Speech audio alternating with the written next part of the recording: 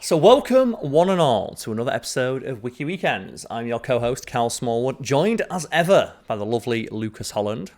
Oh, I'm lovely this week. Hello. I thought I'd mix it. Thing is, though, people are going to get, we're going to have to start topping each other when we say this. And I don't mean it in that way, for the fan fiction writers. I mean, and now I'm joined by his most preeminent success, the Emperor.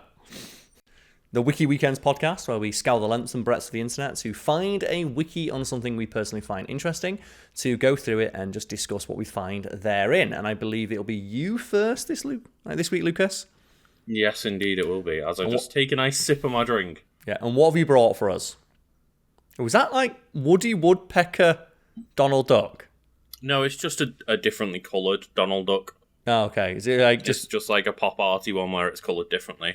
I thought, is that Woody Woodpecker? But that looks like Donald Duck a little bit. It's like Woody Woodpecker, Donald Duck. It's a hell of a crossover.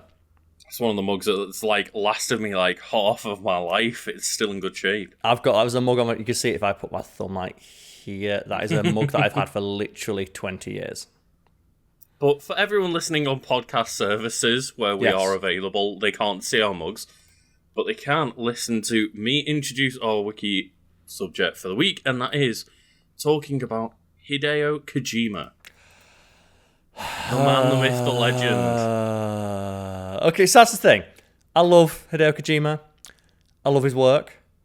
I'm going to get right into it. I describe Hideo Kojima as, he is the Quentin Tarantino of video gaming, in that they make a lot of good stuff, but they're fucking weird about it. Like, they have very specific things they like, and they're fucking weird.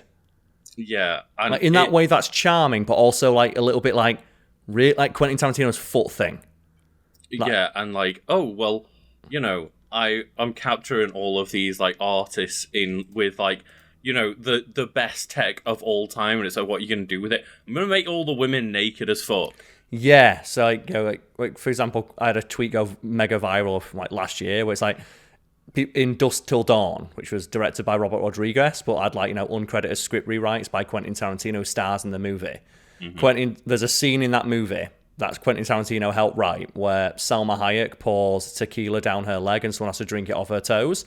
Quentin Tarantino cast himself in that role. And it's like that thing of like, and it's one thing for like, you know, an actor to do that, but Quentin Tarantino has a very well documented foot fetish, which means that he's like nursing a fat chub as he's doing that, and that just makes me really uncomfortable to know. Like, it's one thing if like, you know, a director, if you're filming a naked actress or whatever, it's like, it's your job. The scene calls, but when you know that he's like, it turns him on, and that he wrote that scene, and he had a crush on Salma Hayek, and like they presumably did it multiple times, it's like, it just makes you uncomfortable to know that. And it's same like Hideo Kojima putting like porn stars in video games that he has crushes on. And like scanning them into his games with technology, and then directing them in the voice booth to make like sex noises when you like hit them, which is the thing he did for like Metal Gear Solid 4 with the beauties. But then he makes really good games, like, so it's like weird like skin tie outfits and shit. And then Quiet in MGS5, where he had to argue for like, well, for plot reasons she has to be naked all the time. It's like, you're the one who wrote the plot. That was like, so it's your plot reason. And it's because he had a crush on Stephanie Houston. Right, yeah. And now he's doing like Death Stranding 2 of like, look at all these like celebrities that I like. It's like, are any of them good actors? Like, George Miller's a fantastic director. Is he a good actor? No, but I'm putting him on my game.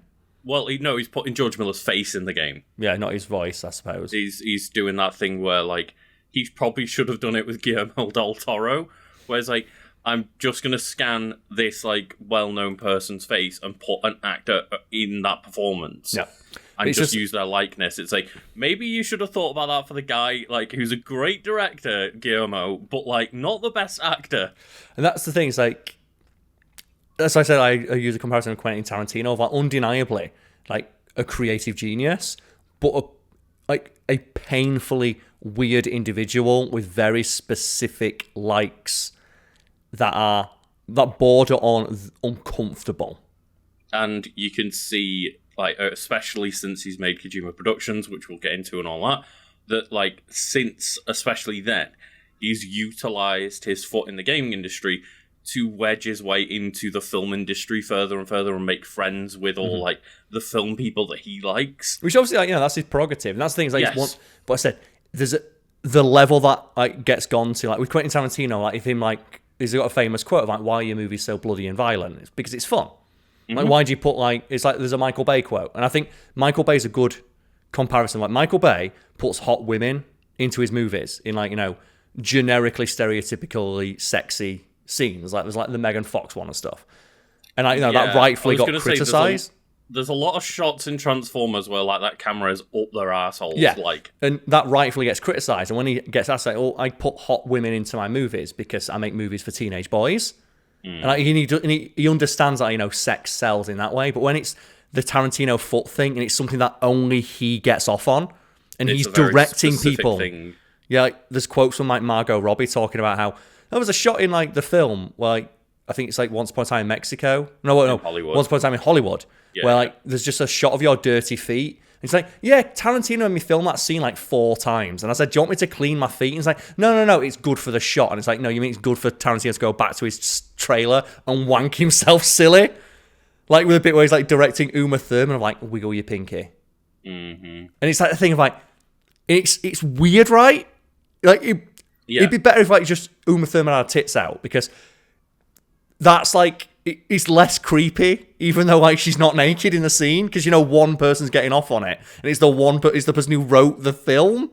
That's the thing. It's the person who is in charge of the set and the movie and everything, and it's like they engineered that power dynamic there, where it's like he's using his power to get off on his like own fetishes, and it's not that we're having to go at people with a foot fetish. It's that we're having to go at people using that power dynamic that they have to like make celebrities do weird fetish things for them. Yeah, but obviously like, he kind of flies under the radar with it because it's nothing overtly sexual, but it is to him. It's just like I say, it makes me uncomfortable. It's like him casting himself in roles where he just screams the N-word. It's just like one of these like, sure, I guess that's a character in your movie, but why did you wrote that line, you wrote that script, and then cast yourself in that role? Why? It's like that scene in Pulp Fiction that always gets pointed out, isn't it? Like, why did you write and then cast yourself in this role? Did you really have to say it that many times? We wanted to, yeah. It's straight same with like Kojima of like, I respect the work they've made and I love, but just did you really need to like hire like, you know, this woman and then like just mocap her in the studio doing like a sexy rain dance for your OC? And that's why, like, you know, I think this is an interesting discussion. Of course, yes. I don't want to sit here and be like, look, this is the greatest man in the universe for half an hour. It's like, no, this is a very like strange creative auteur that does a lot of weird shit that no one else is doing, but also does a lot of weird shit that other people wouldn't do. Yeah, and, like, that's both sides of the coin. That's the thing. Like I said, that's why I clarified. I said I love Kojima's work, but just there's just some aspects of it where I go, really, really, and it's like it makes me feel conflicted. Like when I'm playing I'm playing through like Metal Gear games. Like these games are awesome. And it's like, okay, now do the Easter egg of looking at the naked lady and calling up your codec. So and getting David Hayter to do pretend he's masturbating. Oh, yeah. Or like Metal Gear Solid 5, like directing people in the voice booth to like for a completely pointless sexual assault that he got voice acted. And that's the thing is, you know, some of the weirdness you can write off as like, well, you know, he's Japanese and you might not understand the cultural differences, but then I'm pretty sure either way, that shit's creepy. Yeah. Regardless of where in the world you're from. But anyway, Hideo Kojima is born August 24th, 1963. Because that's what threw me off is like, shit, yeah, the dude's like 60. Because he said in a recent State of Play where they talked about Death Stranding 2 and like this new, not Metal Gear game that they're going to eventually work on in like 5 Obviously years. Obviously a Metal Gear game, yeah. Yeah. Oh, I've been in the industry for like 40 years. I'm like, oh yeah. Yeah, you have been in the industry for a fucking long time. But he's a Japanese video game designer and he's regarded as an auteur of video games. Probably like, yeah, he's one of the few in the industry, isn't there? Because there's not many people who can like claim to have that level of fame. No, there's not. And there's not many people that, similar to a director, can like put their name on a video game box and have it mean something. And clearly that's because he's been putting his own name on video game boxes And so that you know his name. There's like the chicken and the egg thing there. It's like, he like a Hideo Kojima production. It's like that thing of like a George Miller film. It's like, okay, George Miller is like, a huge creative force on the movies that he makes. Like, I love Babe, Pig in the City. But like George Miller do Babe? Yeah, he did that after Mad Max. Well, that's what I was going to use that as the example, because I was thinking everyone else is going to say Mad Max, but yeah, it's like he's not the only one who worked on it. Like a film, again, Exactly. is hundreds, if not thousands, of people working in tandem.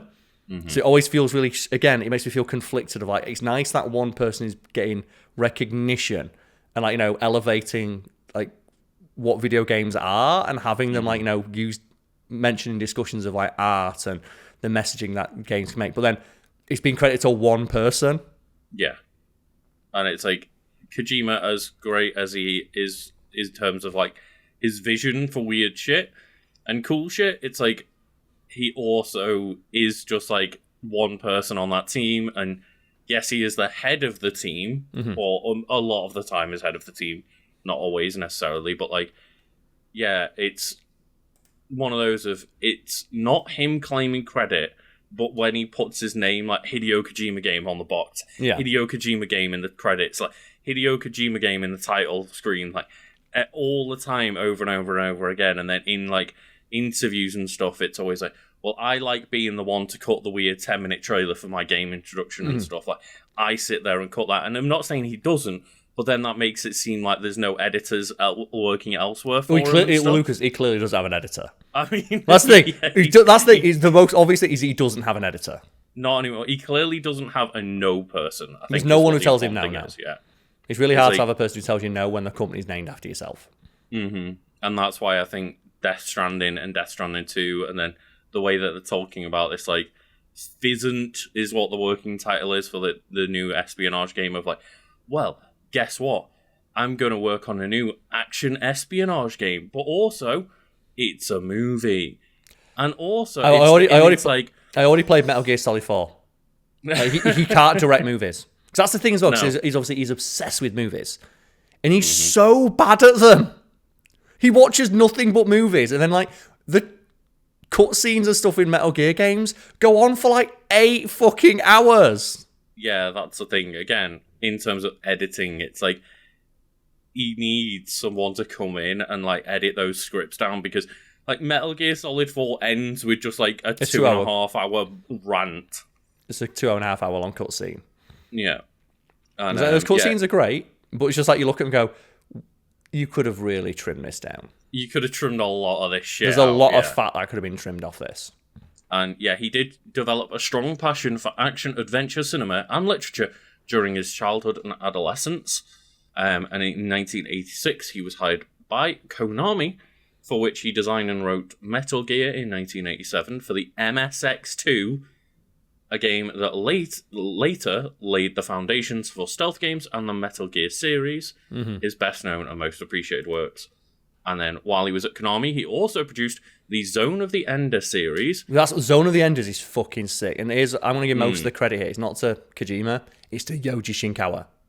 I mean, that is one man that for a long period of Kojima's career just also needs to be credited alongside the dude. That's the thing, yeah. People might not know who that fuck that guy is, but if you played a Metal Gear game, the cover is always Yoji Shinkawa. All the character designs and stuff like that, it's all Yoji Shinkawa's like that work. Super sick, like really blocky. Like I don't even know how to describe it, because it's just so uniquely him. It's like people can see behind me. It's like similar. It's like I think it's Iwano. It's like the Final Fantasy artwork where he still comes back in. And he still does all of the title cards and stuff like that. But not many people know that guy. And I probably got his name wrong. No, I believe it is Yoji Shinkawa. No, I mean like the Final Fantasy artist. Oh, the Final Fantasy one, right, yeah. While you look that it's up, Amano, sorry. Yoshitaka Amano. Oh, okay. But yeah, like, I watched the Death Stranding 2 trailer that came out, and it's weird as shit, and it's got those Kojima vibes.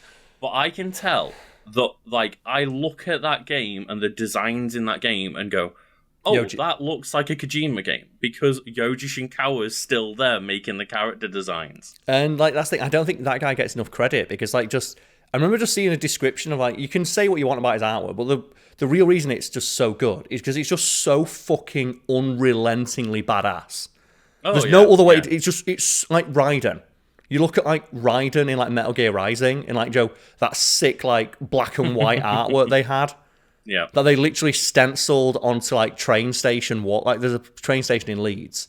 Not anymore, there's not. No, they had a giant 15-foot tall Raiden that was there for 15 years. And it was a poker stop and people complained when they replaced it like an head. Because it was a genuinely awesome piece of artwork in its own right. Yeah, and I don't think it was quite 50. I think it was like there for like 8 years or something, but still. It was a good amount of time, It was a massive landmark in like just cool city art in Leeds, and like that was one of the first things you like get out, you see, and you're like, man, that looks sick as shit, and now it's just been replaced by something that looks awful. Yeah, but like that's it. I don't think Shinkawa, like obviously in gaming circles, everyone's like, yeah, Shinkawa, like he's the fucking man. He did like he designs all the mechs and stuff. That guy kicks ass. But his name's never on the box. It's never on the box. No. That'd be great if just one day, like, Shinkawa just designed the box art and instead of writing a Hideo Kojima game, just went out a Yoji Shinkawa game. That's it. Have you ever, like, just gone and just every now and again you look at, like, concept art for Metal Gear and, like, all of it rips ass. It's so good. Like, we don't everything edit that the man draws podcasts to have, like, pictures and stuff, but just go and check out, like, concept art for, like, Death Stranding or Metal Gear Solid. Just look at anything that guy's done. Mm-hmm. It's so good. It's so cool. Like, I have that up there in my list of like art books that I want to collect over the years. The one that's worth like $400 and never goes up for sale. Mm-hmm. Or like an original piece like Yoji Shinkawa artwork. I would love to have that on my wall. Oh yeah, definitely. That's like just one of those of, I need to be able to go through all the Metal Gear games again and pick out like my favorite pieces of art. But it's like, do I want to go through all the Metal Gear games again and watch like 80 hours of cutscenes? You want to play number 2 again, right? I think I want to, like, I definitely want to play the remake of 3, and I think I want to play yeah, 2 again, yeah. I can't wait to fight Volgin and then beat up his twink sex slave. It's like Metal Gear Solid 4, I don't want to go through the amount of cutscenes, but I also don't want to skip all the cutscenes because it's an essential part of the game. And then number 5 just doesn't finish, and I'm like, great, it didn't have an ending. So I can't wait. I'm wondering, like, Joey, number 3, I'm wondering if we're going to have the plot line of Volgin just being a sadist, where you have, like, him beating Eva. I wonder if we're going to have that. Because there's, like, again, there's a lot of, like, weird plot lines in that. Yeah, there is, yeah. But, and like just stuff that's like, was this necessary? We know he's a bad guy. Like, look at him; he's got lightning flying out his eyeballs, and he just abused his subordinates. Did you really have to put in like just the detailed descriptions of how he just beats women?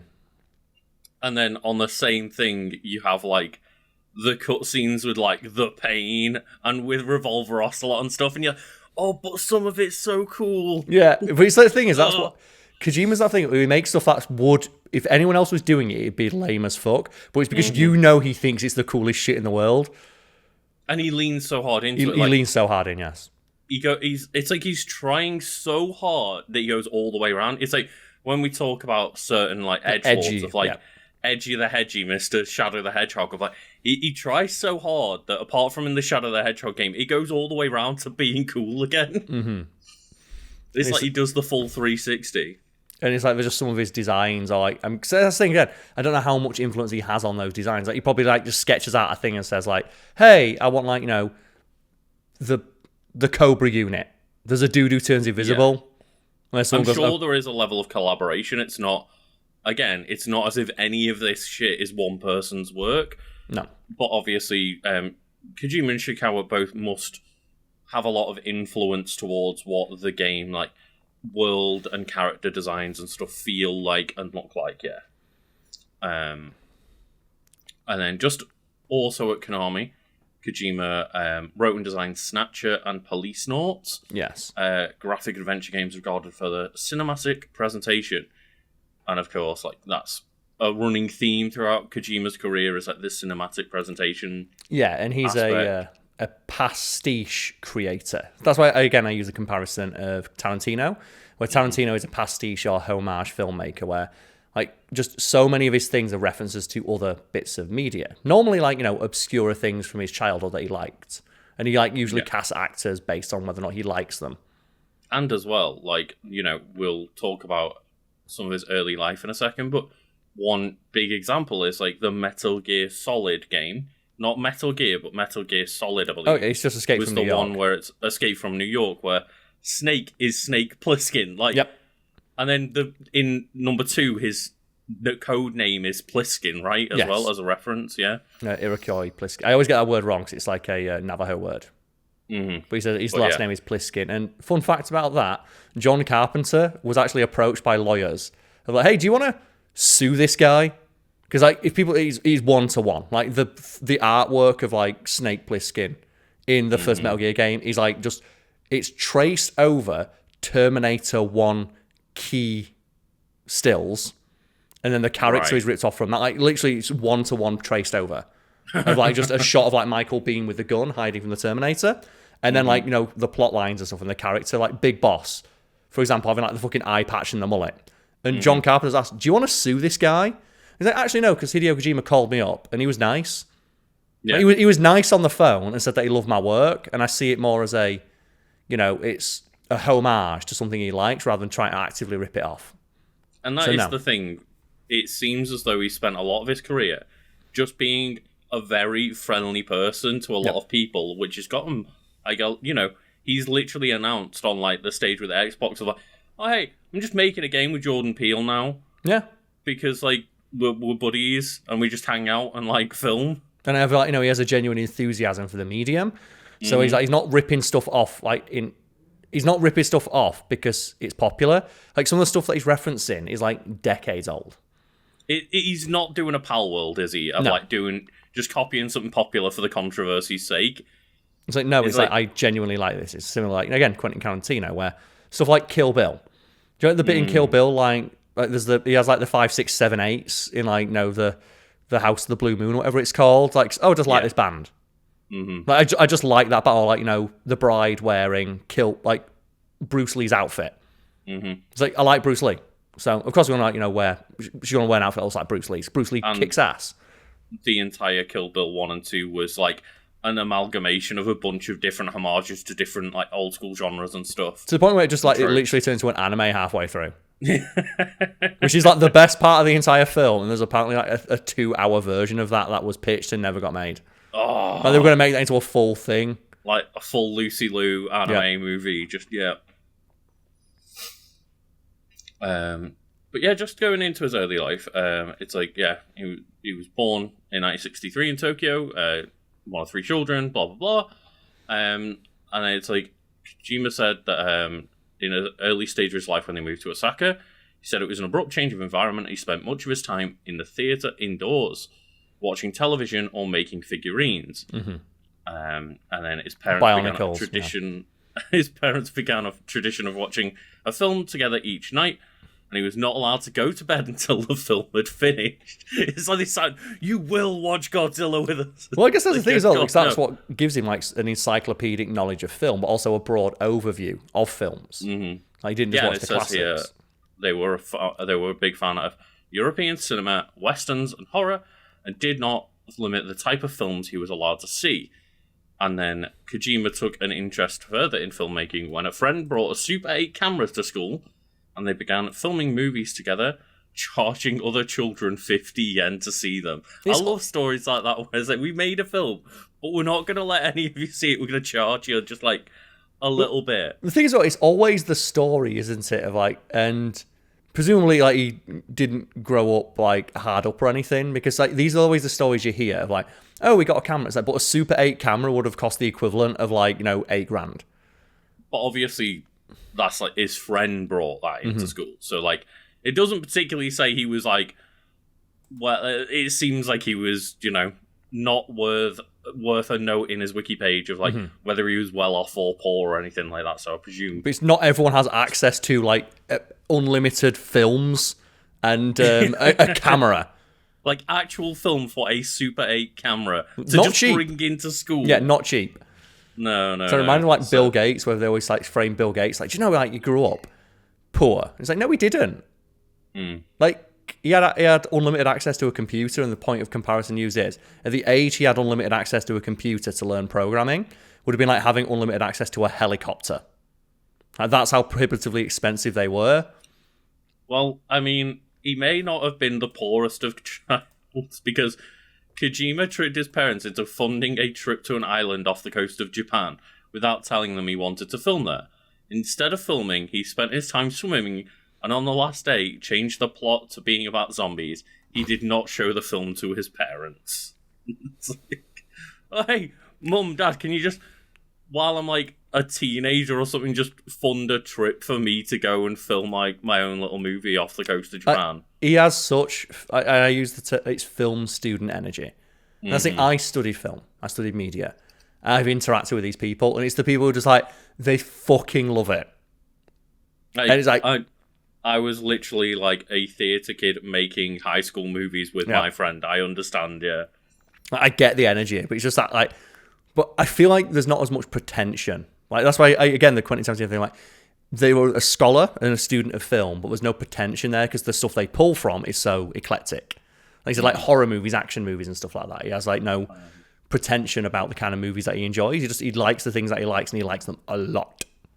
Yeah, and then it does go on to say here that when he was 13, his father passed away, and Kojima has discussed the impact of his father's death in interviews and the subsequent financial hardship faced by his family.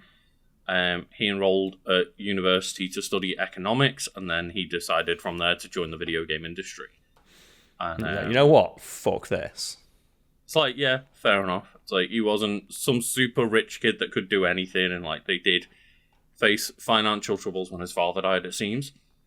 But yes, it was like, while he was in university, he was initially searching a way into film production, and he hoped that if he would, it's like he wants to be a filmmaker. Like, did you know Kojima likes film?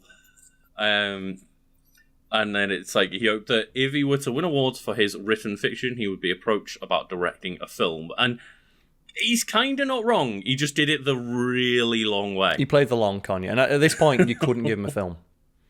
Because he would bankrupt the studio.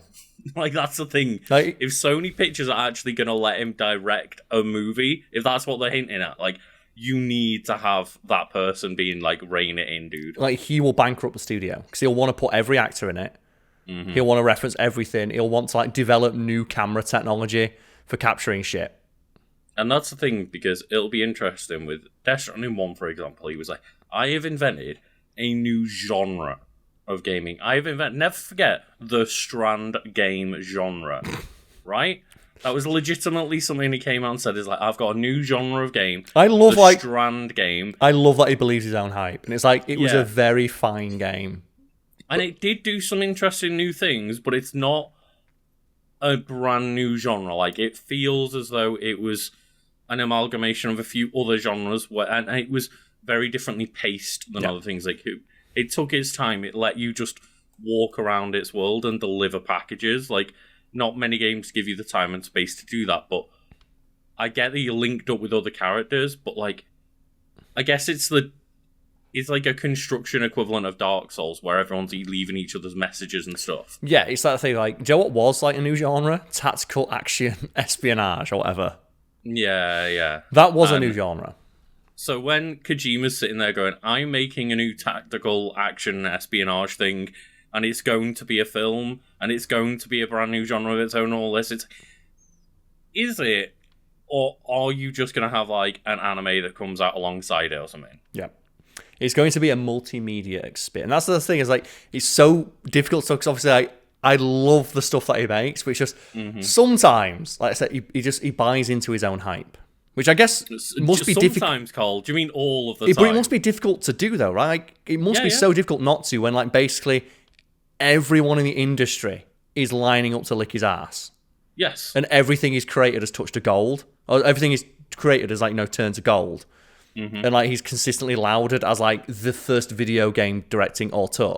It must be really hard not to believe the hype.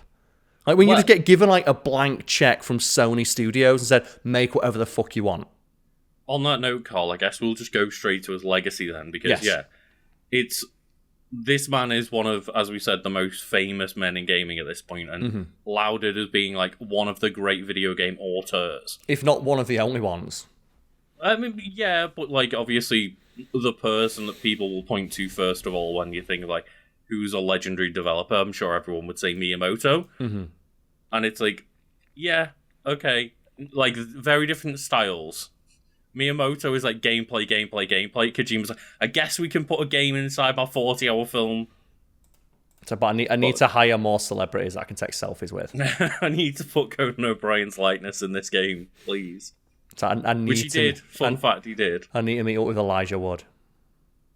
Yeah, because like all the time you get conspiracy theories of what he's doing next, because it's like, well, Timothée Chalamet's just been at his studio for a day. Like, what's Kojima doing with him? It's I think he's just hanging out with him. I think he just likes Dune. He wants to meet Timothée Chalamet. Yeah. He just likes film a lot. Yeah. But on the other hand, it's like, well, he's got George Miller scanned into Death Stranding 2. Like, Elle Fanning's going to be in there, and Del Toro, and Lea Seydoux, and all that. And it's like, even Norman Reedus being like the main character. Norman Reedus and his funky fetus. Let's go. But yes, Kojima has been noted for predicting and exploring themes in his work years before they gained mainstream notoriety on numerous occasions, ranging from the sociological to the scientific. Yep. And I'm sure, Karl, you'll note straight away Metal Gear Solid 2 is straight away, when people play that game and why is that game mentioned memes? Like, memes weren't around yet, and it's no meme. The word meme has kind of changed culturally a bit different, since then. Well, yeah, Metal Gear Rising references memes in the classical academic sense, where they are an idea that is passed on. I think even Metal Gear Solid 2 mentions the word meme as well. Yeah. But yeah, MGS2 released November 13th, 2001, and delved into ideas and concepts that would become more culturally significant in the 2010s. Amongst these themes were post-truth politics, alternative facts, echo chambers, fake news, AI-curated fake news, and information overload in the information age, and political correctness. And it's like, that sounds like the 2010s. Well, it's like Metal Gear Rising is the one. Obviously, he didn't have as much hands on that. He basically got he had hands off and then got brought back in. But it's it's a Metal Gear game that he was a producer on. And just that one of it was made 10 years ago, and it predicted a right-wing fucking demagogue who's just going to go on stage and scream "Make America Great Again" and try and start wars. Basically, right? Yeah. Somehow Senator Armstrong was almost like a parody of Donald Trump before Donald Trump ever ran for president. Senator Armstrong is supposed to be the most cartoonish caricature of right-wing politics, and then he's the stuff he says is not as crazy as shit like actual politicians were saying, that Marjorie Taylor Greene saying Jewish space lasers started a forest fire. It's I can imagine that being in a Metal Gear game. I know people have mentioned in the past that Senator Armstrong isn't strictly a right-wing politician, but I think a lot of the things that are in his speeches and stuff are now featured more in right-wing American politics than left-wing. People say he's libertarian. It's okay, so he's right-wing, but you don't want to pay taxes. It's I know people always bring that up. It's as well they say it's never confirmed what he is. And it's he's racist, and he's stood on stage screaming about war being great. You can read between the lines. Yeah, you can, and it's funny here because it doesn't mention Rise and Revengeance, but that is a good one to bring up. But obviously, as you say, he was a bit more offhands with that project. It wasn't a Hideo Kojima game. It was Metal Gear Solid 4, isn't there? The idea of war and ID chipped weaponry, and just war profiteering and stuff like that of just people walking around war zones. Yeah, and the idea just that war has been completely privatized at that point. Yep. And it just goes to the highest bidder, or you have Metal Gear Solid 5, where it's I'm going to create a nation for soldiers because we're tired of fighting in other people's wars. We want to fight for what we believe in. We're going to be a private mercenary army that fights to create peace. Yeah, and like it does mention something about like the Wolbachia bacteria being used in the Phantom Pain, and then it gets used later on in real life. And I'm gonna like skim over that one a little bit because like that seems like it's really not nice to read through. But the Metal Gear Solid 2, apparently the game received universal acclaim among its release for its gameplay and attention to detail. Yeah, that's the other thing as well. Mechanically, those games are so sound. Like there's the physics room with the ice that melts in real time. Yes, yeah. It's like it's funny just seeing like the plot was a divisive topic among critics, with some calling it absurd and stupid. They're always the best. It's like this will never happen. It's like when people play Revengeance. It's like it's so cartoonish and so ridiculous. Like the characters aren't believable at all. And then you've got a very similar thing with Death Stranding, where Death Stranding released in November 8th, 2019. November 8th, 2019. Like, think about how close that is. To the pandemic, and it presents a post-apocalyptic setting in which people live in isolated cities and prepper shelters, unable to go outside because of the hazardous conditions brought on by an event named the Death Stranding. And it's like,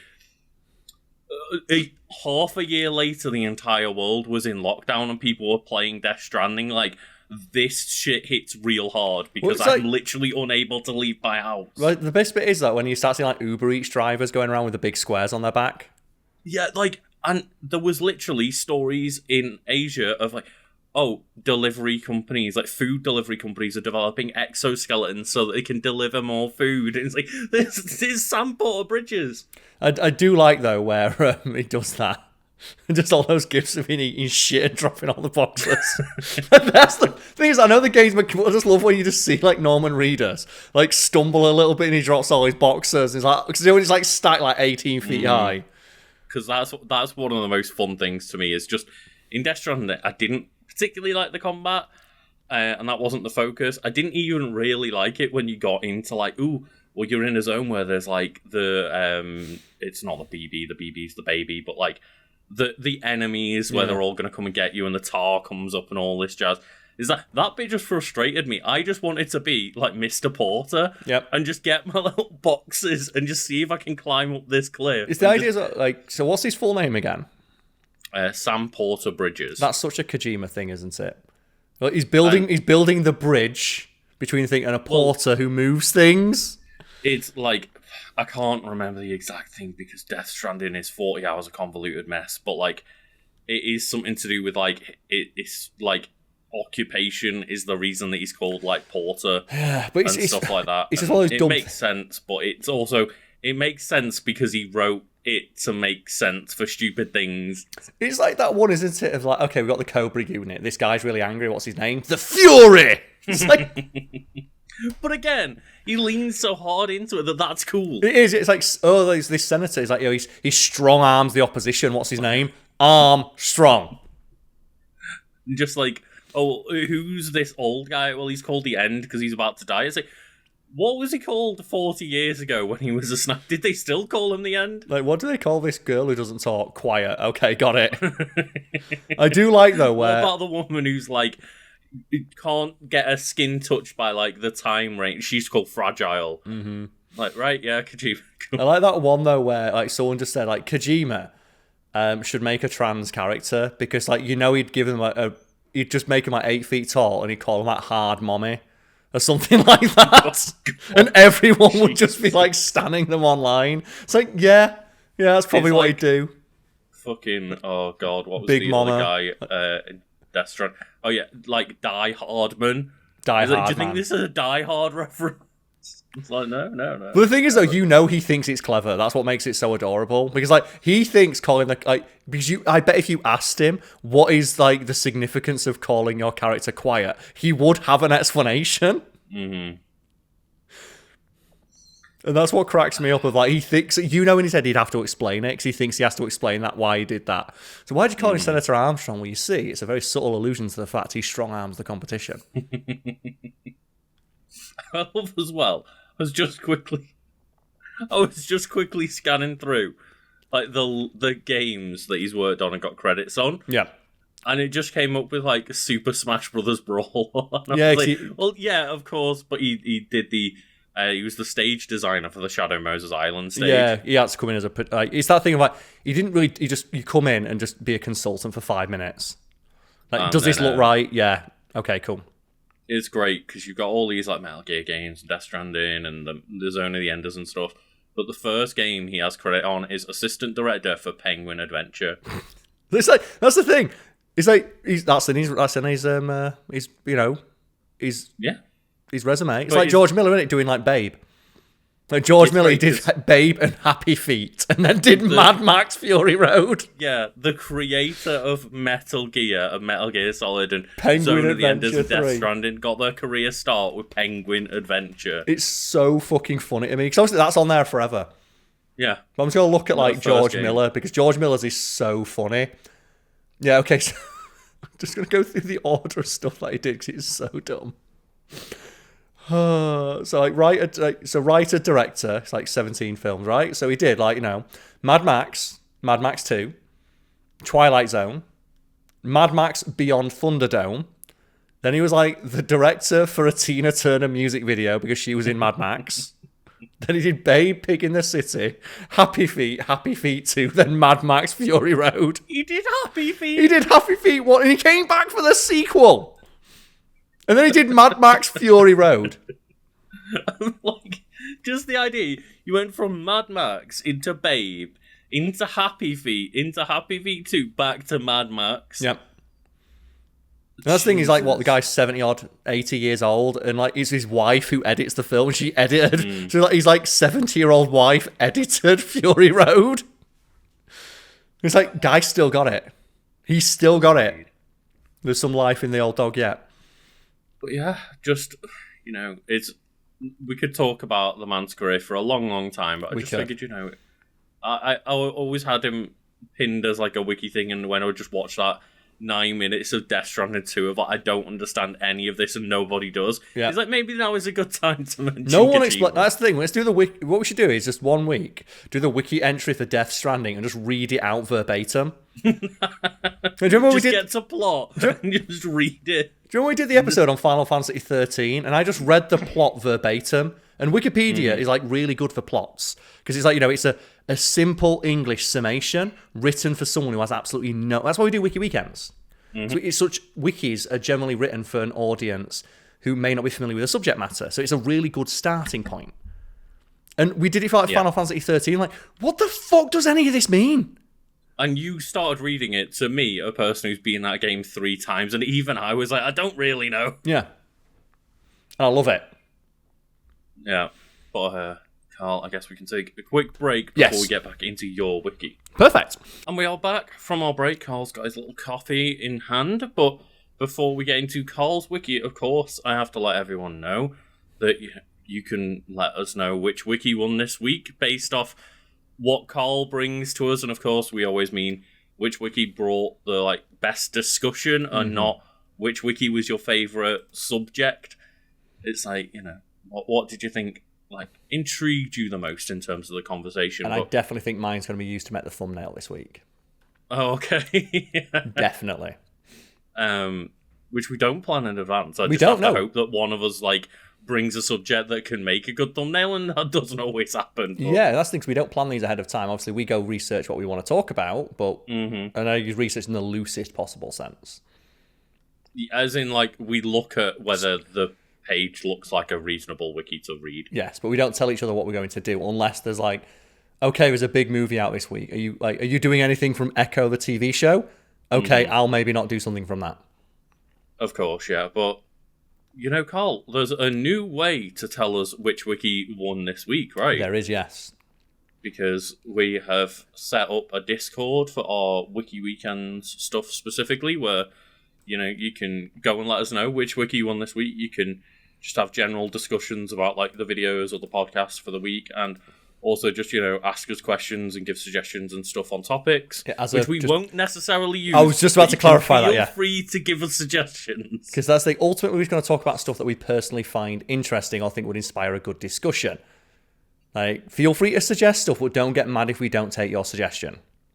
yeah, it's more just like maybe there's things that we do enjoy that we haven't thought about using a wiki page for, but like telling us there to talk about Warhammer is not going to make us talk about Warhammer because neither of us are interested in that topic, apart from Warhammers. Warhammers, yes. So yeah, go hunt down that Warhammers episode, I guess, if you haven't watched it. But yeah, you can let us know which wiki won this week. We're going to have like a poll posted each week, and I guess like every subsequent recording, we can let people know which wiki won from the Discord. So yeah, there'll be a link, a permanent link, hopefully, if we can make that work right and remember to do it. We can figure it out in the description below. So go join and go just generally enjoy hanging out with the community, and hopefully we do a good job of keeping active in there. But yes, I mean, I was going to say we can plug our Twitches, but I'm sure we'll plug our Twitches in the Discord. Yes, there we go. Keep it simple. So that's your task for the week: is go join the Discord and let us know which wiki won this week. But Karl, which wiki have you brought for us? Well, Lucas, do you know that I love bad TV? Oh, what's he bring? Because normally you talk about the bad TV when you can put clips in it. Yes, well, this one is more. I think it inspired me to at least have a think about something. So I talk a lot about media literacy.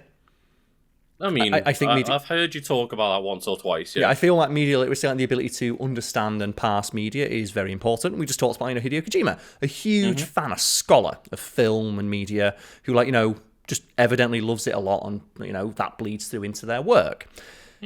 And one of the reasons why I watch so much bad TV, some of which is quite old, and you might think, well, why you sat down, for example, like we did an episode on The Biggest Loser. It's like, why are you watching a weight loss reality TV show from 15 years ago? And it's because media, even the worst kind of media, or the most just tasteless, just substanceless, reality TV. I was going to say, you can say it, reality TV. Yeah, it has.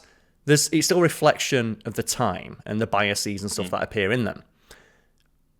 And that's why I love watching bad TV and specifically reality TV, on silly things or things that are being inconsequential, Metalwork Masters and those shows where they make knives, but also procedural TV, because procedural TV is we don't get procedural TV anymore, do we? Not on streaming anyway. The age of streaming, we get prestige television.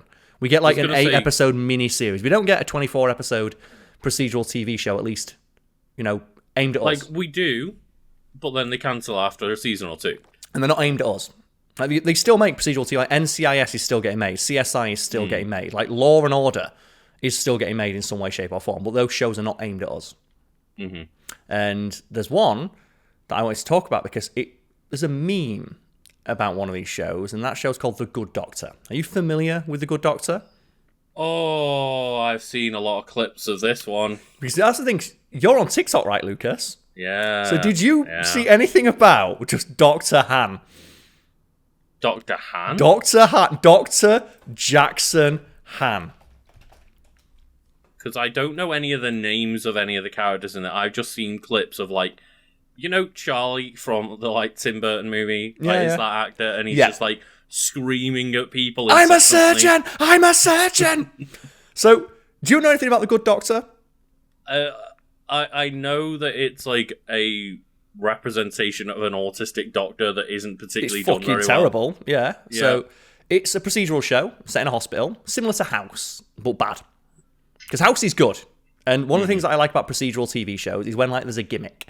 House has the gimmick of is Sherlock Holmes, but he's a doctor. I love Lie to Me. That's a police procedural where it's a guy who can read people's emotions and body language. There's The Mentalist, similar type of show. Psych, similar type of show. And The Good Doctor is a procedural medical drama where the main character has autism, but he has special Hollywood autism where he is super smart and a savant, but also randomly breaks down and screams. What a great... And obviously, the people have written about the show and its representation being fucking awful. But why I found this interesting is, Lucas, the latest season, the final season, airs this year. The final season? Yes. It's still airing it's still ongoing to this day. I mean, I honestly thought with the backlash of like the awful representation and writing on that show. Yep. I thought that'd be a one and done season of like, no, let's shut this down because we fucked up. Doesn't it feel like a show from like 15 years ago? Where it's like, it's a show about an autistic guy and the autistic guy has superpowers. Like, it's on the level of like Sheldon Cooper of the portrayal. It's like more fucking Rain Man shit than that. Mm-hmm. And obviously, like, you know, there are people out there like savants, but like autism it's a spectrum. Like, it's literally...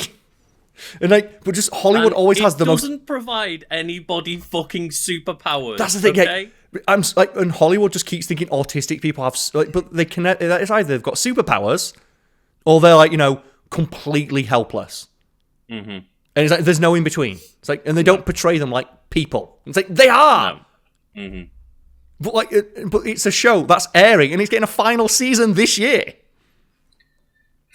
Yeah, I thought that show looked so bad in its representation that it would last that one season that was already out and no one would ever watch it. And like, I guess maybe they're getting like a lot of views through like curiosity and rage clicks. No, it's because it's a procedural show, and like I say, it's not aimed at us. It's aimed at like people in their 40s, who just sit down and watch one episode on an evening. It's like those shows like Chicago Fire or whatever. So there's like procedurals, and there's a really great breakdown. It's a channel called Skip Intro that I'd recommend, where they do a breakdown of, like, do you know, like, some of the most popular TV shows on Earth, like on TV right now, are ones you've never heard of. And they say you, person watching YouTube, because you're probably 30 or under. I've never heard of Chicago Fire. Yeah, and there's a show called, like, Blue Bloods, which is basically just propaganda, the TV show, where they, like, it's the police trying to solve crime, and they have, like, episodes on, like, there's, like, a corrupt cop.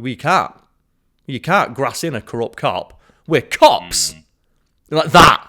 Yeah, whereas, like, obviously you've got kind of, I guess, our generation's version of what, like, a procedural cop show was. If, like, we had Brooklyn Nine-Nine, where it was, like, a cop comedy, and then they kind of reevaluated the writing during that last season of, like, maybe a cool cop that breaks all the rules to be a cool cop isn't, like, the best character, and maybe we should re-examine this a bit. We'll bring it back to, you know, the topic of like Jackson Han. Not only was the meme very funny, so were you familiar with the Dr. Han memes? Where basically, Joe, that I'm a surgeon bit. Is Dr. Han, that is the autistic main character, right? No, Dr. Han is like the villain, and that's what I said. Oh, right, okay. Parsing media and like critical reanalyses. Because like the show presents Dr. Han as the villain. He's the villain of the show, because he disagrees with the main character. And that, you know, that I'm a surgeon bit where the main character screaming, I'm a surgeon? Right, And, like, they're just, like, completely, like, you know, over-the-top ridiculous acting.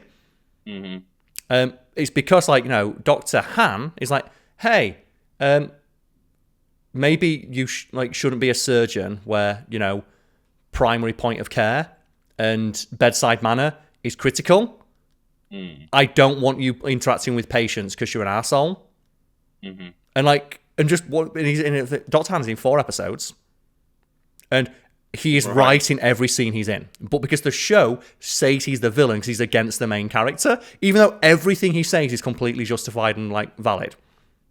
I mean, yeah, like the clips again that I've seen of just obviously every clip that goes around is the ones where the dude is just screaming for very little reason, and it's like, I wouldn't want to have a surgeon that's just screaming at me all the time and gets like really rude. Well, let's provide some context if you've only just seen it. So Dr. Jackson Han is the former chief of surgery at St. Bonaventure Hospital after Andrews was forced to give up the job when he was promoted to president. So history, keep in mind, this guy's in 4 episodes.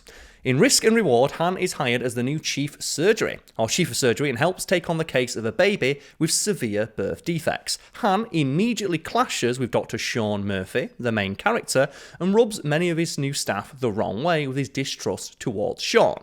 And his distrust is that this guy is a walking liability. He is a walking PR liability nightmare. Because in this episode where Dr. Han shows up, like, there's this mother, her baby's got birth defects, and she tearfully asks, well, I've got a history of drug use. Could that have impacted my baby? And Dr. Sean just goes, yes. And like Dr. Han's like fucking cut that shit out. Don't do that. Like, it's fair enough if you think it, but bedside manner, tact. It's like, but I'm correct. Yeah. Like, drug use could affect the baby. Yeah, and it's like that thing of like, but I'm right though. It's like, it's not about the fact that you're right about this. It's the fact that it's an expectant, it's a distraught mother. And what did that actually help? Did that help? Did that help solve the situation? No, shut the fuck up. And obviously, because he's telling the main character... It's one of those, it's not wrong to tell the person the truth. As a doctor, you should, but you shouldn't just present it in that way. You shouldn't just say, like, yes. Tact, bedside manner. Exactly, yeah. People skills.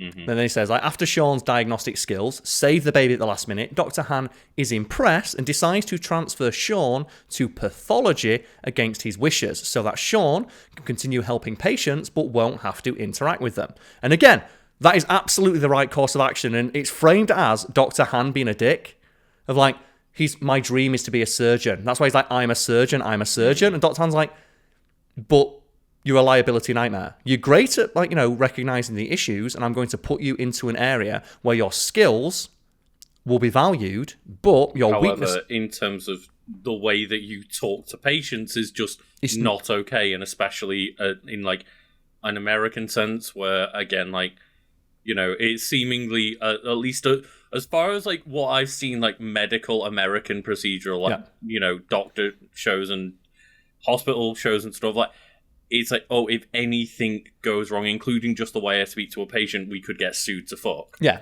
And that's the thing as well. Like, in that sense, if that is true, yeah, I wouldn't want to risk that person being, like, talking to patients. The fact as well is that he's always right. And he's incredibly patient as well. Because, like, when you think, I say he's the villain, you think, is he just a dick to the guy?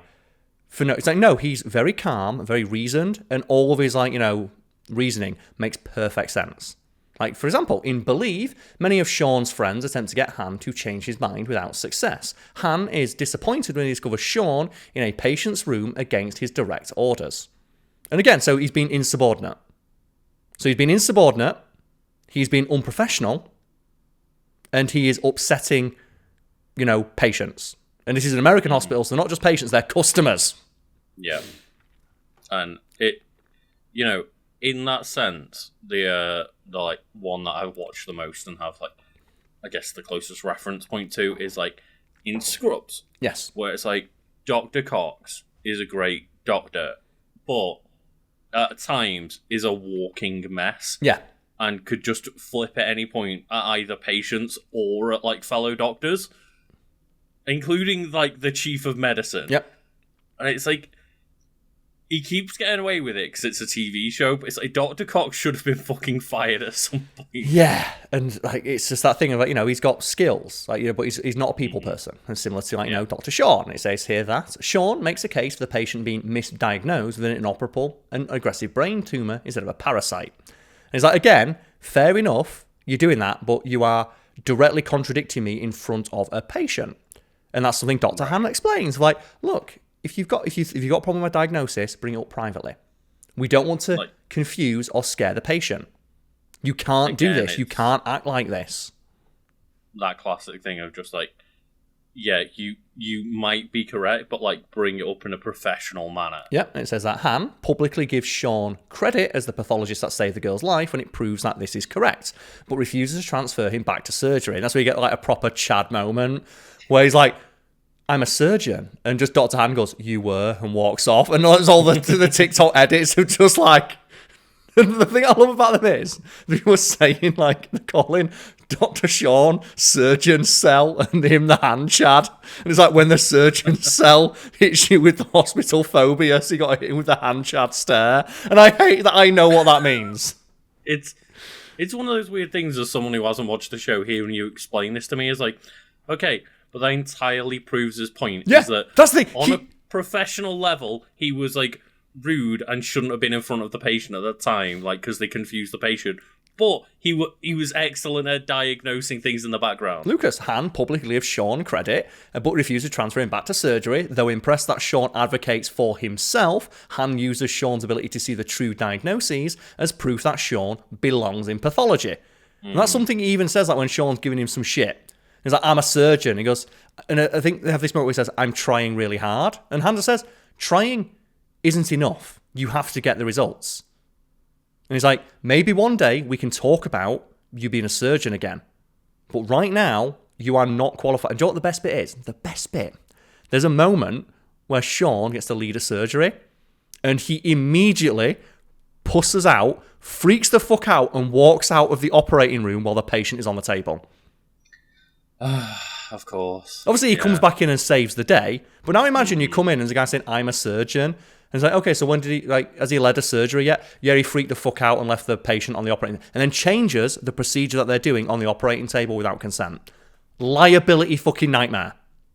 Yeah, like, I'm pretty sure you can't even do that in, like, the UK, where we're, you know, under the NHS and not under private healthcare. But, like, the fact that, you know, I've had multiple surgeries over the past few years, and I've had to sit down, have the exact surgery, like, read out to me, have a doctor explain, this is exactly what we're going to do. Here's, like, the potential problems that could arise from it. Here's, like, what we plan on doing and what we hope to get out of it. Can you sign off on this, like, multiple different, like, sheets on it for me, like, to make sure we have a record that you agree to everything we've just discussed? Yeah, but it's like, no, but Lucas, like, he's really good.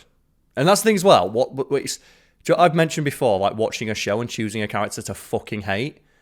Everybody coddles Dr. Sean because he's like the main character.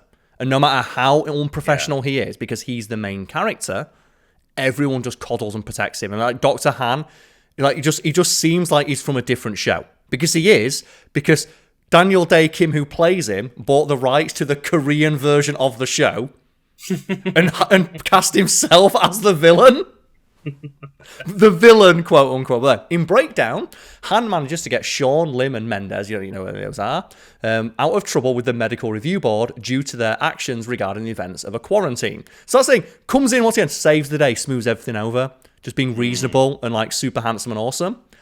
He takes on the complicated case of a man with a 200-pound tumour that the hospital is attempting to remove. Han refuses to consider involving Sean with the surgery, leading to an argument when Dr. Mendez desires to bring in Sean to help with the complication. Again, so now he's got another person being insubordinate to protect this person who is a massive fucking potential liability. And I will say, I don't know how many people in the medical communities and, you know, medical careers watch our content, but I am curious to know whether, like, that situation could ever arise where they change surgery on you without knowledge. Please let us know in the comments. You're not allowed to do that. That's one of the fun in that, Joe. That's what like critical reanalysis is. I'm curious in like a life-threatening situation if there was like a possibility of that happening. Theoretically, my understanding is that it could. Like, you know, if they could just fight, it was done in the moment to save the person's life. But you would get sued to fuck, no doubt. Because you changed the course of treatment. I'm curious. That's why, you know, as armchair expert I don't want to be, I'm curious if anyone actually has knowledge on this, let us know. But, yeah, like, it does sound infuriating where it's like, I'm making a reasonable decision as a character. Like, none of the things you've said about this dude make him sound like a villain at all. But he's the villain. He's the antagonist, and he's like, ugh. So Han refuses to do this, even though everyone else is giving him shit. In the end, he reaches a compromise. So he's professional. He reaches a compromise where Sean is brought in to consult only. So there you go. And that's the thing. I'm going to give you a path. I'm going to give you a path back to being, you can consult. So you can act in a way where you have supervision to make sure you don't flip the fuck out and piss off a patient and get us sued.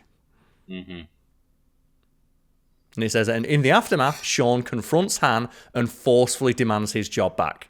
When Sean refuses to relent, Han fires him. And like one of the things you probably didn't see in that scene, because you probably saw the meme version on TikTok, is that he walks in and like he says, I would like to ask my job back. And Han just sits down, he hits him with that Han Chad stare. And he says, I respect that you've had the confidence to do this. I can see that you're trying. As mentioned, like, but trying isn't enough. I need to see results. And then he starts screaming, I'm a surgeon. And Han says, look, I'm going to give you an opportunity to leave with your dignity right now. If you leave right now, we'll say no more of this.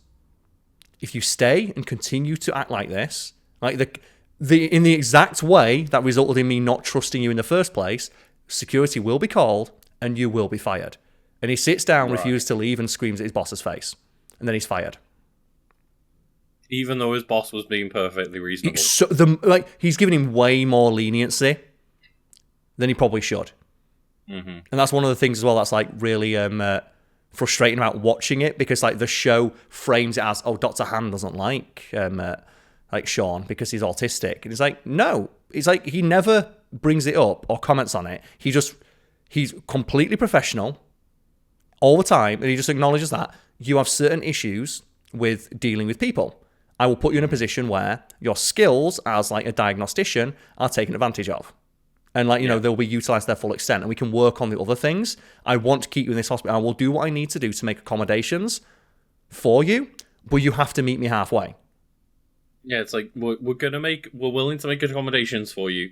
We're going to put you in an area that you're currently an expert in, and we can work on the rest of your abilities like further down the line and give you a chance to come back to surgery. But we can't instead it's like, no, what an unreasonable villain. Well, Lucas, speaking of unreasonable, in Trampoline, Andrew fights with Han about Sean's firing. Andrews realises that Han knew someone who was autistic, but all Han will tell him is that the person died. So he has history of someone with autism, but it doesn't impact his judgment or his his work at all. And like I said, in every scene he's in, he's completely reasonable. And everything he says makes perfect sense. And like I said, he's more than accommodating and reasonable. And even when he really shouldn't be, when you've got a person being directly insubordinate or forcing their way into surgery. Mm-hmm. When someone's open on the fucking table. So we say, though Andrews has second thoughts about hiring Han points out the amount of money that Andrews paid for him and states that Andrews will make himself look bad to the board if he fires him. Later, the board, including people involved, meet to discuss Sean's firing, and Han refuses to relent. Even when Glassman points out that Sean inspired someone to figure out what was wrong with the patient for herself, making her, in a way, a better doctor. Han refuses to relent and tells everyone on the board that to rehire Sean, they must fire him, confident that they will refuse. You will keep me, the super competent doctor you paid a fucking fortune for, who has kept this ship in order and has, dealt with, direct insubordination as a result of you, mollycoddling a member of your staff and not giving them the accommodations that they need or require. Mm-hmm. To everyone's shock, Andrews chooses to use his power as the president of the hospital to fire Han, and then of course. They rehire Sean. And that's the thing. And do you want to talk about critical reanalysis? This is a show that's currently airing. When that meme came out, a lot of people started watching the show and be like, "Why is this guy the villain again?" Mm-hmm. Because obviously the show he's portrayed as the villain. And a really interesting thing, if you go watch scenes of this on YouTube, if you go and look at comments from 4 years ago, they're like, "Dr. Han is such a piece of shit. What's he doing? And I can't believe." You see comments like, "What the fuck? Why is Dr. Han the bad guy?" Yeah, he's so reasonable. Mm-hmm. And that's it, and that's within the space of 2 years. There's also a bunch of other stuff, there's an early episode of the show where Sean is transphobic because a patient comes in, they present as female, but they were born male. And Sean just refuses to acknowledge them. He's like, well, they were born a male, so they're a man. And then someone has to explain, look, fine, but stop being a fucking penis about it. Because, it's well known that autistic people can't understand anything. It's great. It needs to be, yeah. It's why would you... It's so frustrating because it's okay, you're trying to have an autistic person as a main character, but clearly the actor isn't autistic as far as I'm aware, and it doesn't sound like any of the writers were either. It's not as much as well. The actor's done speaking for Autism Speaks, which is the charity that's that one. There's basically we're pretending to be for autistic people to trick them, basically trample them into the fucking ground. Yep. It's awful. If anyone doesn't know, just go look up their Wikipedia page. Just Jesus Christ, it's a shit show. Do not trust anything that charity says. Yeah. It's awful. So I say, go look at their Wikipedia page. Look at their controversy section. Says it all, doesn't it? the show with like an autistic main character, the actor behind it is like speaking on behalf of Autism Speaks. It's like, Yeah. Then not to mention, it's like, oh look, because they're autistic, they've got to be transphobic. They can't understand social cues. Like, but someone could just tell, don't be a fucking penis about this. It's like, that's like, you're a doctor. Like, you know, and show also, tact. Bedside, like, you treat the patient how they want to be treated. If they say, call me fucking Sir Reginald Humphreys, like, whatever, call them that. It's about making the patient comfortable. That is your fucking job. And the fact that it's like, well, clearly, like, autistic people can't be, like, told something like a trans person exists. This is Lucas being sarcastic, by the way. It. This is not you say... I know. Yeah. This is what obviously the people behind the scenes thought. Mm-hmm. And it's just... It's so bad. It's like, again, just... Why do so many things have to be like... Well, you know, as you said earlier, like... People with autism seem to only be written, like, for the most part, it has, you know, had certain characters have been written well and stuff. I'm not saying everyone, but, like, there's been a whole thing for many, many years of, like, they're either super powered because of autism or useless because of it. And just both of them are, like, just wildly offensive. Mm-hmm. But that's because of that, though, like, people have, like, they've recontextualized that thing and it's like, oh, Dr. Han is just a trans icon. Because, he's standing up to a transphobe. So by virtue of that, he is now... So people were making, like, pride flags with Dr. Han's face on it. And then as well, they're framing, like, the firing as, like, you know, the hospital being, like, anti-Asian. Because obviously, like, this episode was, like, airing during the pandemic, during, like, the height of, like, anti-Asian discrimination. And Daniel Day Kim was talking about that. Mm-hmm. Of, like, you know, this is fucked up. Like, why are people doing this? Like, you know, I'm a Korean actor. Like, stop being a dick to people like this. Because idiots have been told that it's like the quote unquote China virus. Yeah. And all So, like, bollocks. So he was just like, so people were just holding it up of, like, the hospital in the show. He's just being like, and then they started to move, like, justice for Dr. Han. I do want to say as well, I think it's important to note that, like, you know, neither Karl or I are autistic, but, like, we just want to, you know, say that obviously other people have spoken out about how offensive this portrayal is, and we don't pretend to speak on behalf of those people, just to make it clear to anyone that's not aware. But, like, you know, it's just disheartening to see how, like, offensive this is and has been to, like, plenty of people. And, like, you saw the immediate backlash with, like, clips like that going around social media. And that's like, the thing, what the fuck is this writing? Like I said, it's a show that is getting a final season released this month. Mm-hmm. And it's a show that a lot of people did not know, was not aware of its existence until they saw clips of how offensive the portrayal is on TikTok. And that's what, like I mentioned earlier, that Skip Intro guy, he talks about how, like, one of the most popular shows is literal propaganda for the cops. And it, like, portrays, like, police brutality as, like, a good thing. And it's one of the most popular shows on television. And you've probably never fucking heard of it. Never heard of it. And there's actually, like, a lot of discussion on TikTok that I've seen right now about the portrayal of autistic people on Love on the Spectrum. So, like, that's another, like, you know, thing that is still an ongoing conversation that I am not equipped enough to talk about myself. That's why we're talking about it more from the media perspective. Exactly. And also the meme perspective. And it's just that thing of, though, what really, really gets me is people are pointing out, the actor playing Dr. Han, Daniel Day Kim, is a very handsome man. But you aware of, like, the Giga Chad meme? Of, like, you know, the super masculine, like, guy, like, the beard, and, like, they'll do, like, the big chin. They do, like, the black and white fade outs, him just coming in of, like, you know, someone who's just, like, a proper, like, bro. And I mean, like, bro in the way of, like, you know, just a super cool dude. Like, people have pointed out, like, Daniel Day Kim looks pretty much exactly like that meme. So if you look at the Discord, Daniel Day Kim is and has been a good-looking dude for, like, so long. Yeah, like, but I think, look at the picture I sent Lisa, it's so close. It's like he's the regular human version of the super exaggerated meme. So obviously it's so meme-worthy because you just have, like, this guy screaming, like, be completely irrational and, like, just acting like a baby.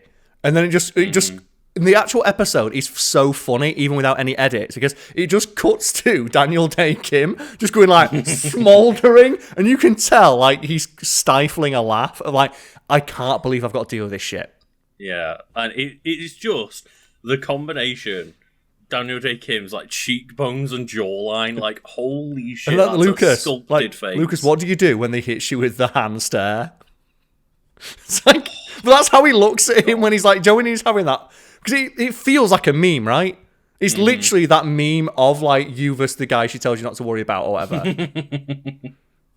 And that's why it became so funny. But I like the idea that this meme caused there to be an actual, genuine conversation with people. Like, wait, there's a show about an autistic doctor that's just like fucking offensive as all balls. And there's this like really reasonable, handsome Korean guy, like a character in the show who's portrayed as the villain for not wanting like the walking. For just being a reasonable dude, from the sounds of it, yeah.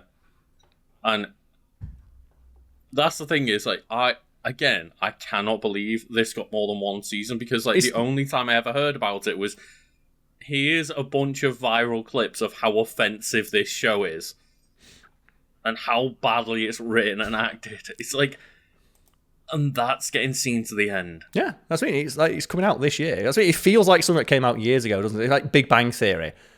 Like that ended like what 5-6 years ago, and you watch it and it's like, we were watching it at your house over the weekend. It's like, man, this show is fucking dire.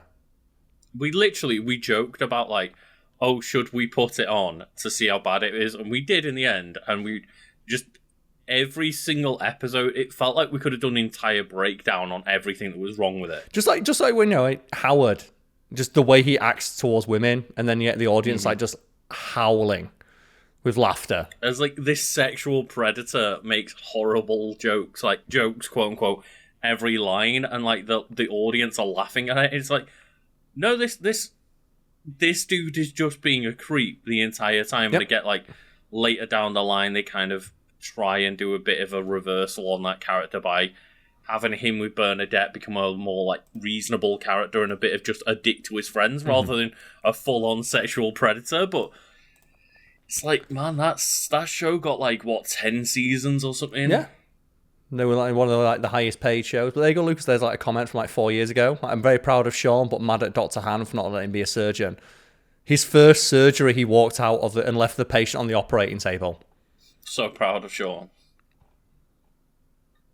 Oh dear. What can you imagine, Lucas? Right, if you found out your doctor just flipped the fuck out mid. And that's the thing as well. It's like, I'm a surgeon. It's like a surgeon is like one of those jobs where you do not want an over emotional surgeon. No, you need someone who is cold, not cold, clinical. You want someone who is clinical, direct, to the point. Again, like, it's not as if you don't want them to be like a goddamn human being. Like, you want them to be able to, again, have some bedside manner and talk to you and empathize with you. But you also want them, when it comes down to it, to be able to like shut that part of the like empathetic part of the brain off, and as you say, just become clinical, surgical. That's what, yeah. You want them to be able to like. You want, when I'm on the operating table, I don't want to worry that my doctor is gonna have a fucking flip out and walk out where my chest cavity is open, and then have to have. If I got told like, well, mid surgery, your surgeon did flip out and leave the room for a while, but we did manage to calm them back down. They came in and finished it. It's, get me a different surgeon next time. That's what happens as well. And then like all the rest of the characters go and comfort that person. Instead of being like, this person is clearly not cut out. And Joe, the only person who recognised that is Dr. Han. The evil guy. Yeah, the guy, he's the villain. They fire him because he's like, well, you can either fire me and rehire that guy. I'm not rehiring him. He's insubordinate. He's a liability. I'm not doing it. And it's like, yeah, you're fired. You would think as well, the moment, especially an American hospital, again, like private healthcare and all that. They're not just like, because they're like, they hear the word liability as a doctor or a surgeon or whatever, and you'd think second one they'd be like, yeah, that's the person we don't want immediately. Yeah. Oh dear, but yeah, it seems like that show is just written poorly in every way.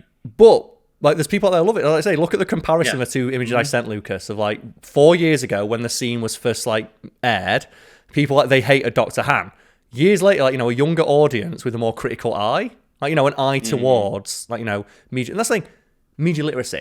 Of like, if you actually sit down and break down what happens in those scenes, it's like Dr. Han is completely correct. None of the descriptions of the episodes that he was in sound like he was being unreasonable at all. If anything, he's more reasonable than he should be. You should have fired him second one. If anything, he was a bit of an idiot for not doing so, yeah. Yeah, like the moment the guy walked out, like the moment he walked in and says, this guy's a surgeon, the last surgery that he did, he left the patient on the operating table. It's like, well, he's not a surgeon anymore then. Yeah, that's the thing. I don't want people to think, like, the wrong way about that. I don't mean to say, like, oh, well, he found out there was, like, an autistic surgeon and he should have fired him. It's like, no, maybe he should have fired him when he started, like, screaming at staff. Like, being completely insubordinate, not treating customers, patients with bedside manner. Yep. Walking out on surgeries, like... Telling, like, a mother who's completely inconsolable. And even just, as you say, like, being completely transphobic. But you know what the best bit is, Lucas? There's two wikis I could have used. Fire the person. There's two wikis I could have used, and one is like the Good Doctor wiki, but there's also Dr. Jackson Han on the villains wiki. I was gonna say, is it on the Bad Doctor wiki? So do you want to like? People joke that he should make like a sequel and just call it the Better Doctor. I thought you were gonna say the Bad Doctor. Just Dr. Han.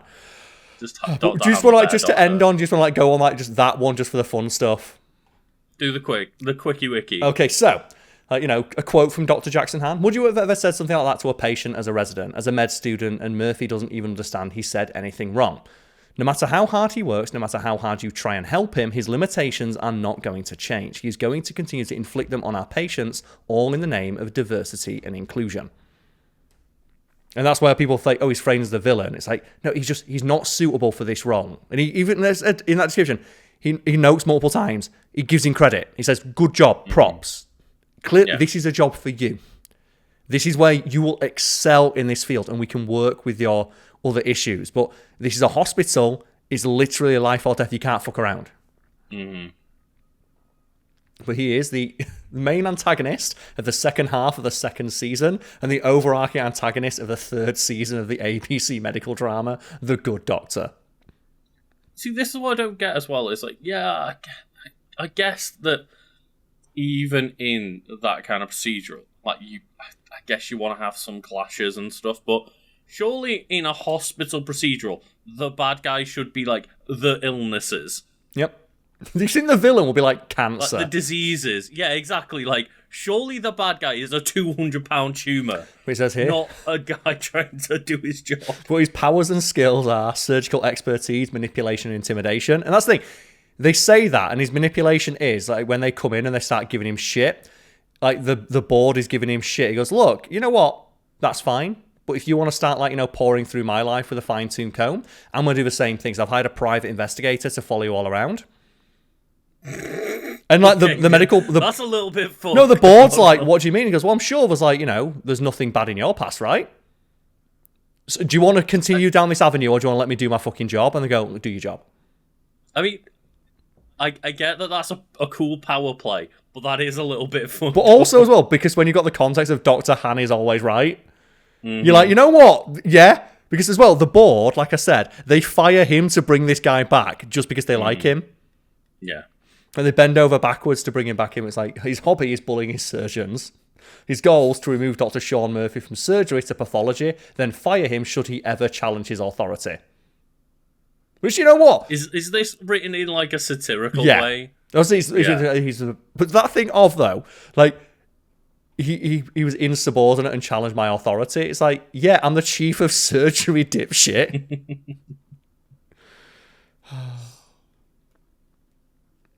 Oh dear. And then there's like just some quotes from him here. These are all like hilarious. So, here we go. So we have here. So Han confronting Sean. So Sean says we could patch each individual hole in the heart if we cut open the ventricle. And just Han's like, no, shut up. Don't change the subject. And he's like, Sean's like, I didn't, Dr. Han. We were talking about the baby. And he's like, really? You don't see any difference in the nature of your discussion before I arrived and after? And it's like, you don't see any difference in, like, clinically talking about cutting a baby's heart apart and then, like, browbeating the distraught mother. And then just straight afterwards, Dr. Murphy, do not talk with these parents again. And yeah, it seems like he probably shouldn't. Yep. That's the thing. Just every time it's like, that sounds like a good decision, Doctor. Yeah, that's mean Dr. Han is the Han dynasty will rise again. Then we have here, someone says to him, "You're pretty tough on my residents, rebuking them in public, pimping them out with questions during surgery. Shame-based learning isn't my style." Han's like, "I'll bear that in mind, but this isn't about my treatment of residents. You're concerned about Dr. Murphy." Again, you are using that as a shield. It's like, you don't give a shit what I'm doing. It's like you're protecting one person that you have an affection for. That is favoritism, and that's... Like, you can't do that. You can't show favoritism with people. In, like, employment. In like, a medical setting. And that's the thing, yeah. And that's the thing of, like, Dr. Han does not play favourites, but he does make accommodations. And that's something people have pointed out in regards to, like, the portrayal of, like, his social difficulties. Of, like, other characters coddle him and allow him to just... And they let him make his mistakes and, like, act like a dickhead and, like, scream and, like, shout in public and go, "Oh, what's he supposed to do? He can't help it." Whereas Dr. Han's like, "I want you to work on this, but until you can, I'm going to put you in a position where, these things that, cause you issues are not present. If you have trouble, interacting with people, I will put you in an area where you don't have to do that, but you can still consult." And that's the thing is, that would be an insult if it was, you're going to pathology and never speaking to a person ever again. Mm-hmm. But when it's, no... You're going there for now because you keep making mistakes on the social side with patients. Yep. But we can work on it and see in the future if you can come back. It's like, that's where it turns around for me. Of like, no, it sounds like he's just being reasonable. Yeah, and that's the thing. It's like a great thing was like there's a difference between, he's giving them equitable treatment, where it's like giving everyone equal access to the same services is not the same thing as like, it's like, that's equality, but equity is like, you give everyone the same access based on, like, their own, the accommodation you'd have to make for them. And that's like what Dr. Han does. Okay. Like, I'm not going to, like, just let him get away with stuff because of this, but I will keep it in mind when making my decisions. And I will be more than reasonable. And then we have the quote. "So, Sean, you have remarkable diagnostic skills. I have to admit you are an asset to this hospital." Sean, "Yes, I am. I spoke to the residency director of pathology and we both agree you'll be a great fit there." Sean, "But I'm a surgical resident." Dr. Han, "As a pathology resident, you'll touch cases and lives across all medical departments. It's an opportunity for you to help with patients without having to deal with patients. Given your difficulties with communication and social cues, I think it will be a much better fit." Sean, "No, thank you. I have been working very hard on my communication skills." Dr. Han, "Hard work isn't enough. You have to do the job." Sean, "I'm a surgical resident." Dr. Han, "You were." Just the shutdown. But yeah, it's one of those things that, again, yes, you're trying, but until you have provable results, maybe we should move you to a different department. As I said, he's a liability. And that's the thing, so how reasonable is he there? I acknowledge your skills, but I also going to acknowledge your difficulties. And we have here another one. I've heard, and this is... someone advocating for Sean. "I've heard a lot about you and where you stuck to a supervisor. Is that what's happening now?" Claire, "Yes, I put together a list of cases which Dr. Murphy contributed to uniquely." Dr. Han, "You're a very loyal friend." Claire, I specified the ideas he had ideas that no one else had around here. Sorry. "I specified the ideas he had that no one else around here could have had." Han, "Do you think I hate him?" Claire, "No, but I think you might be biased against him because of his condition." Dr. Han, "So he doesn't have a communication issues? I'm wrong about that?" Claire, "No, Dr. Han, "If he had the flu, I would tell him to stay home until he got better." Claire, "He has autism." Dr. Han, cutting him off, "I could tell him to stay home until he gets better. Instead, I found a place for him to help us save lives. And you should know I have rather mixed feelings about loyalty." And again, how fucking reasonable is that? It's like, did I tell him to go home? Did I fire him? No. No. Am I ignoring anything you're saying about him being able to contribute to cases and being an asset to the hospital? No. But now he'll do it in a place where he's being accommodated. And if he wishes to do something else, we will work on that. But not now. And it's like, does he have communication problems that have been causing active problems? Like, yeah, but... It's like, no, but just like, let's do something about it then. Then we have Sean when he's going through someone's, like, he goes to a patient's belongings in direct insubordination of his superior, but also That's not a thing you should be doing. You shouldn't be going through a patient's belongings. Dr. Murphy, any reticence I had about removing you from surgery just vanished. You shouldn't be in contact with patients or their families or anything that they own. Do you understand, or am I going to be forced to fire you? Again, a very reasonable thing and a very clear, concise instruction.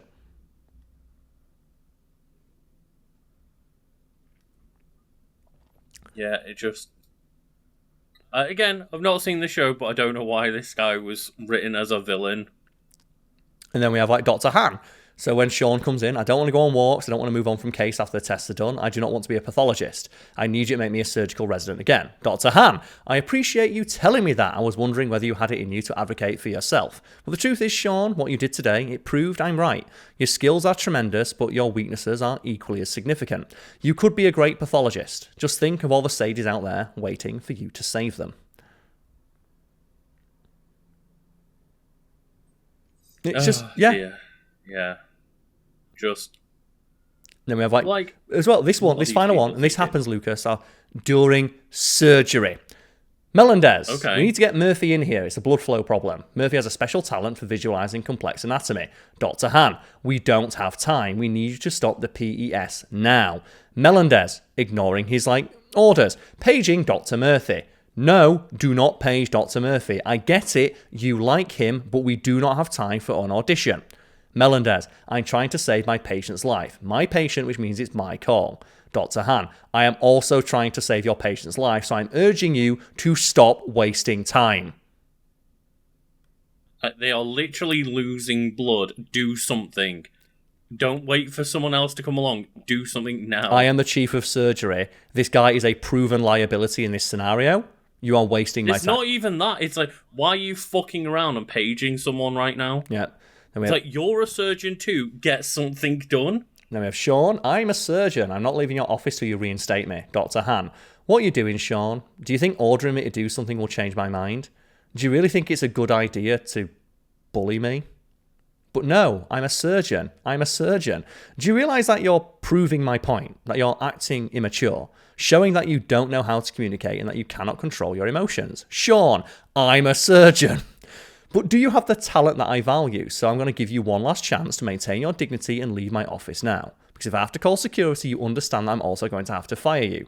Sean, I'm a surgeon, I'm a surgeon, I'm a surgeon, I'm a surgeon. Dr. Han, I am a surgeon. And Dr. Han just hits him with the hand chad stare. Just that I think was the first exposure that I had, was that clip going viral. Yep. And it was just like, why is this show on air? And then we have finally... why is that just happening? This is where Dr. Han is being reamed out by the people, the board. Andrews, I'm concerned with how you dealt with Dr. Murphy. And have you ever known anyone with ASD? Andrews, well, not well. Have you? Dr. Han, well, when you give people responsibility they can't handle, the results can be devastating. Andrews, well, every time Dr. Murphy's been given responsibility, he's risen to the occasion. Han, cutting him off. He's never been given responsibility. He's been given things to do, but always with somebody right behind him. I'm the first one to really challenge him, and he failed. And just he is never wrong. And that's the thing is, at no point does it sound like he is dismissing him because of his autism. No. The only person who's not, as you say, giving him safety net and having someone watch him all the time. And if he makes a mistake, someone will cover for him.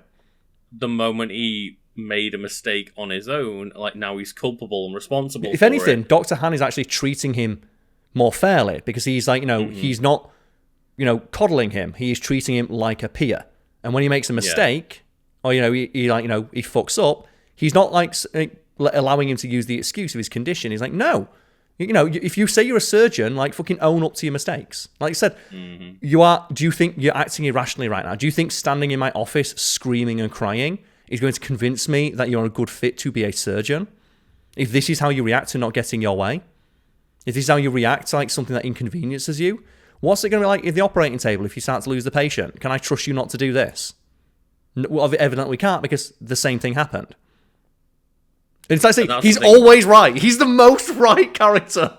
Yeah, it sounds like it, as someone who, again, hasn't seen the show properly, but, It's just so frustrating the whole time. Lucas. Yeah, Dr. Han is right, but why is this the portrayal that people get of like an autistic doctor Lucas. or autistic surgeon? Lucas, it is a fucking... I've been watching it, and I go up to the episode where he just walks out of surgery because he's like, he can't deal.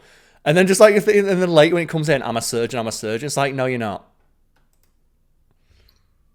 Oh, it's just so frustrating. Just like listening, it's like, yeah, this is apparently what representation is. It's like, great. Fantastic. Like, just we've mentioned many a time on Wiki Weekends over the years, like representation matters and it needs to be done well, and like this kind of shit is why. It's like so annoying. It's just the response of like justice for Dr. Han. Yeah, it sounds like I said, just like justice for Dr. Han. He did absolutely nothing wrong. Got fucking fired within like 4 episodes. He got fired because what did he do? Well, someone was making huge mistakes and he was looking out for the best. It's like when it's so funny to watch like this and House, where House is very similar of like he's a huge fucking liability, and which is why they explicitly tell him he's not to interact with patients.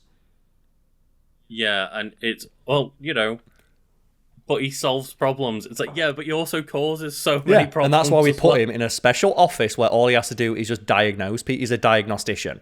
Like, he interacts with patients as and when he feels like it, but we don't force him to because we know it's going to be an absolute fucking nightmare. Mm-hmm. But it's just, yeah. Oh, dear. Just Lucas, when the fake Dr. Cell say something so hospital-phobic, you got to hit them with the Dr. Han stare. That's just so funny. Because he's just so handsome. The thing is, when you said you were talking about a TV show on the podcast, where like, again, we don't put clips in. Yeah. Because, that's kind of the point of the podcast when people tell me to like put clips and pictures in, is like, it's an easy edit. That's kind of the reason why people do podcasts. Go watch clips of Dr. Han, they're all amazing. But like, I'm kind of glad that we don't have to infuriate expose people right? to this show, because it just sounds like, it sounds infuriating to watch. That's the thing, and that's why I'm watching it, because like, it's good to, like, shows like this where you watch them and you just get pissed off that it exists. Mm-hmm. And then you realise it's like, okay, it's like when you watch like old episodes of Friends and they're just like so fucking homophobic. Oh, and you get annoyed. It's like, yeah, but like, it's good to know, 10, 15 years ago, this was acceptable. Like, they were allowed to make jokes like this on TV because no one like gave a fuck. Maybe 20 years ago. Yeah, and the people who did give a fuck just didn't have their voices heard, and now they do. And things like, social media allows these voices to be heard. Mm-hmm. These experiences that are clearly not reflective of what the experiences of the writers have. Dear. But yeah, I guess just, to end on, let us know which wiki won this week. He's Dr. Han, right? That's the thing, your thumbnail for this one's so easy. You just got to hit him with that Dr. Han stare. Look at him. You've got to. Look at he's so handsome. If people aren't clicking on a Daniel Day Kim thumbnail, what are you doing with your life? Johnny Gat, man. Johnny Gat giving you no fucks. Wait, it's Daniel Day Kim? He's Johnny Gat, yeah.